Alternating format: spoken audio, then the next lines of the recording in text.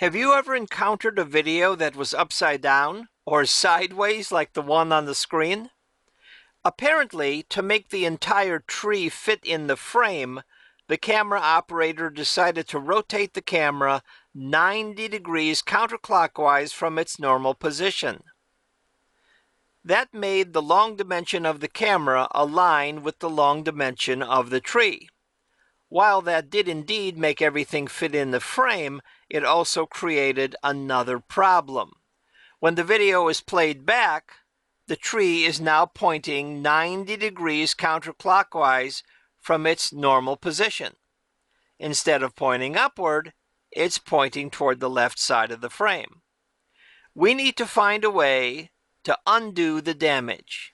We need to find a way to rotate the tree 90 degrees in the clockwise direction to make it once again point upward. To help us do that, we can employ a Shotcut filter. In order to access any of the Shotcut filters, all I have to do is click the Filters button near the right of the Shotcut button bar. It's the button with the tiny picture of a funnel on it.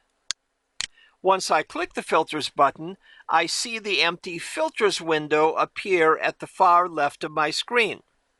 To add a brand new filter, I'll click the plus sign on the far left side of the Filters window. I'm now presented with a list of all of the available Shotcut filters. Of course, for this example, I'm interested in the filter called Rotate, so that's the one I'll click on. Now I see several rotation parameters I can adjust. The one I'm interested in is called Rotation. It's currently set to a value of 0.0 degrees. Please note that a positive value yields a clockwise rotation, and a negative value yields a counterclockwise rotation. Since I'm interested in rotating the tree 90 degrees clockwise, I'll replace 0.0 degrees with 90.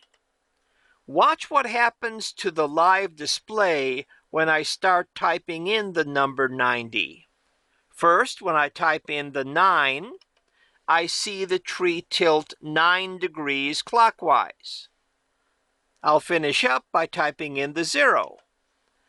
Now the tree is rotated 90 degrees clockwise from its original horizontal position. Now it's oriented properly. All I have to do to make these changes permanent is export this file as a brand new video.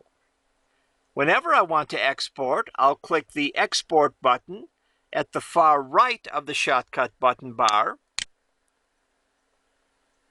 Unless I need to adjust some of these settings, I can leave them alone. I'll go down to the bottom left of the Export window and click the Export File button. I'll be saving my video to my desktop. I think I'll call it Tree Rotated 90 CW for clockwise. Shotcut should automatically put the .mp4 in for me, but I'll type it in here. Then I just have to click on the Save button at the bottom. If I keep an eye on the Jobs panel off to the right, I notice that the procedure doesn't take very long. We're already done. Let's check our work. As usual, I'll click the Open File button at the far left of the Shotcut button bar. On my desktop, I'll browse for the file named Tree Rotated 90 CW and double-click on it. As usual, when I'm asked whether I want to save the project file, I'll answer no. Just a little video of snow falling on the biggest Christmas tree ever here in Stockholm. Everything looks fine. Please remember that I don't have to do the rotation as a separate process. I don't have to open up a video file and just rotate it. I can incorporate rotation into other processes.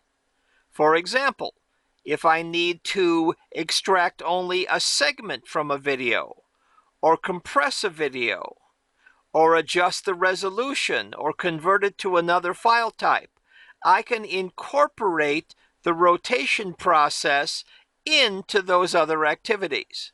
I don't have to do it as a separate process.